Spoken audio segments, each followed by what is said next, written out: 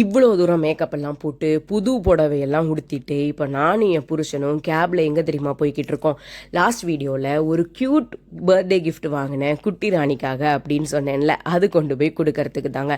ஆமாங்க, எங்கள் வீட்டு குட்டி ராணியோட ஃபஸ்ட்டு பர்த்டே செலிப்ரேஷனுக்கு தான் நாங்கள் போய்கிட்டு இருக்கோம்.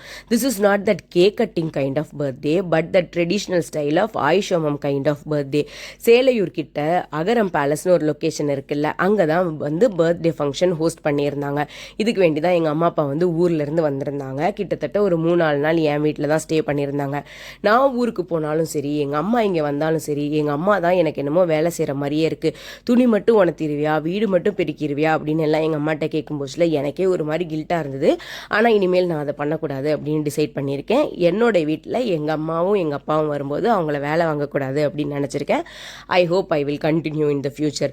இந்த 3 நாள் அப்படின்றது 1ஆம் தேதி என் ஹஸ்பண்ட் பர்த்டே, 2ஆம் தேதி குட்டிராணி பர்த்டே, 3ஆம் தேதி ஹஸ்பண்டோட தங்கச்சிக்கு என்கேஜ்மெண்ட்டுன்னு சொல்லி ஒரு மாதிரி ஜாலியாக போயிட்டு இருந்தது. அதனாலேயே எங்களோட டயட்டுக்கு லைட்டாக ஒரு சாக்ரிஃபைஸ் நாங்கள் போட்டிருந்தோம். இந்த 3 நாள் மட்டும் இஷ்டம் உள்ளது லைட்டாக சாப்பிட்டுக்கலாம் அப்படின்ற மாதிரி. பர்த்டே ஃபங்க்ஷன் முடிஞ்சதும் முடியாததுமா அவசரமாக பந்தியில் கால் வயிறு மட்டும் சாப்பிட்டுட்டு நாங்கள் வீட்டுக்கு கிளம்பிட்டோங்க. அம்மா அப்பா வந்து லேட்டர் தான் வீட்டுக்கு வந்தாங்க. ஏன் தெரியுமா, அடுத்த நாளைக்கு என்கேஜ்மெண்ட் இருக்குல்ல, ஃப்ளைட்டு பிடிக்கணும். அதுக்காக தான். என்ன பண்ணுறதுக்கு, இந்த பக்கம் பர்த்டே அந்த பக்கம் வந்து என்கேஜ்மெண்ட்டு, ரெண்டுக்குமே வந்து நாங்கள் வேணும், நாங்கள் வந்து அங்கே இருக்கணும் அப்படின்னு நினைக்கும் போதுல எந்த காம்ப்ரமைஸும் பண்ண முடியாதுல்ல. At the end of the day எல்லாமே நம்ம பண்ணுறது ஃபேமிலிக்காக வேண்டியது.